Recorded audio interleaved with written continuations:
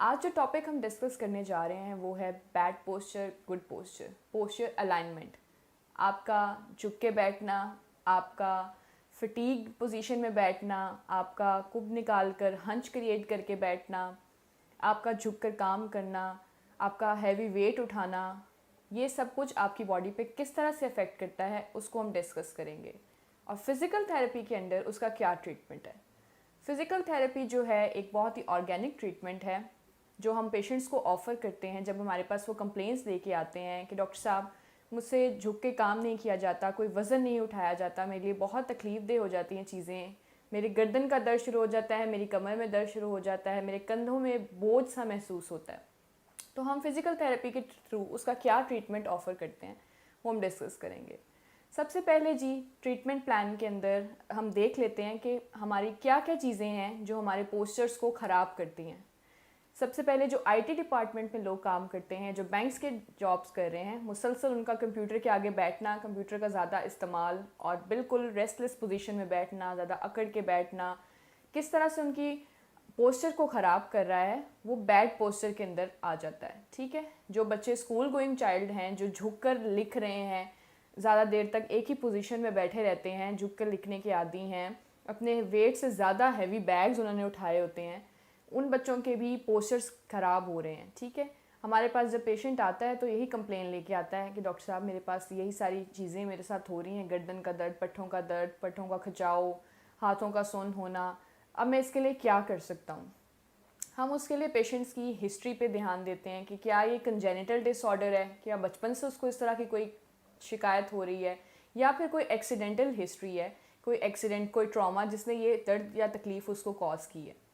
अब इसके अंदर हमारे पास पोस्चर जो अलाइनमेंट्स, उनके डिफरेंट चीज़ें आ जाती हैं, डिफरेंट डिसऑर्डर्स आ जाते हैं जो हम पेशेंट्स के अंदर नोट करते हैं। सबसे पहले उसके अंदर आ जाता है काइफोसिस। काइफोसिस क्या होता है जी? आपका कुब निकाल के चलना, आपका एक हंच क्रिएट कर देता है, फॉरवर्ड बेंडिंग हो जाती है आपके सर्वाइकल रीजन में, जिसको कुब निकल आना कहते हैं। और उसका मेन जो इलाज है वो यही है कि आप एक अच्छा पोस्चर अडॉप्ट करें उसके लिए। फिर आपके पास आ जाता है सर्वाइकल स्पाइन, यानी कि आपके सर्वाइकल जो रीजन है उसके दरमियान में गैप्स आने शुरू हो जाते हैं, और यानी कि C1 to C7 जो वर्टिब्राज हैं उनके दरमियान में गैप आना शुरू हो जाता है जो सर्वाइकल स्पाइन को लीड करता है। फिर आपके अंदर पास इसमें आ जाता है जी स्टेनोसिस आ जाते हैं, आपका नर्व कंप्रेशन हो जाता है, यानी कि नाड़ जो है वो दबना शुरू होती है, जिसकी वजह से आपके हाथ और पाँव की उंगलियां जो हैं वो सुन्न होना शुरू हो जाती हैं। उसके बाद आपके पास लॉर्डोसिस आ जाता है, जिसको हम लॉर्डोटिक पोस्चर भी कहते हैं, यानी कि आपके बटक्स के ऊपर से आपकी इनवर्ड जो है वो बेंडिंग और राउंडिंग होनी शुरू हो जाती है, जो कि आपका पोस्चर ख़राब होने की तरफ लेके जाती है। उसके बाद आपके पास सर्वाइकल स्पॉन्डिलोसिस आ जाता है, यानी कि आपके वर्टिब्रास के दरमियान जो है वो गैप कम होना शुरू हो गया है, जो C4 to C7 के लेवल पर होता है। फिर आपके पास पेल्विक टिल्ट आ जाता है।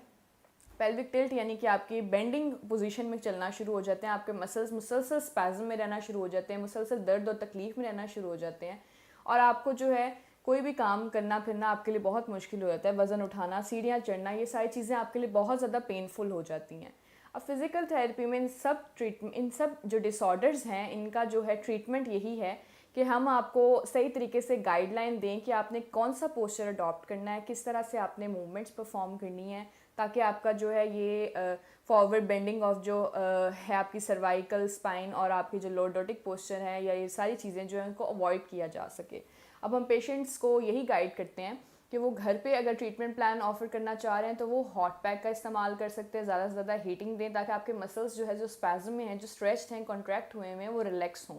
उसके अलावा हमारे पास जब पेशेंट आता है तो फिज़िकल थेरेपी में हम ट्रीटमेंट प्लान जो है दो तरह के देते हैं। एक हम उसको मोबिलाइजेशन की तरफ लेके जाते हैं, और दूसरा हम उसको इलेक्ट्रोथेरेपी इंट्रोड्यूस कराते हैं। मोबिलाइजेशन के अंदर हमें जॉइंट्स पोजीशंस बहुत अच्छी तरह से पता होनी चाहिए, कौन सा मसल्स कहाँ पे लोकेट हैं, किस तरह से उसको मैनिपुलेट करना है, तभी हम जो है उसको परफॉर्म कर सकते हैं और ग्लाइडिंग और ट्रैक्शन के थ्रू इसको ट्रीटमेंट ऑफर कर सकते हैं। अदर देन दैट इलेक्ट्रोथेरेपी में हमारे पास टेंस आ जाता है, EMS आ जाता है, इंफ्रारेड रेडिएशंस आ जाती हैं, अल्ट्रासोनिक थेरेपीज़ आ जाती हैं, हीट वेव थेरेपीज़ आ जाती हैं, जिनके थ्रू हम पेशेंट्स को ट्रीटमेंट प्लान ऑफर करते हैं। अगर इस तरह की कोई भी शिकायत आपको है कि आप झुका नहीं जाता, नमाज़ पढ़ना मुश्किल हो गया, सीढ़ियाँ चढ़ते हुए दर्द है, लिखते हुए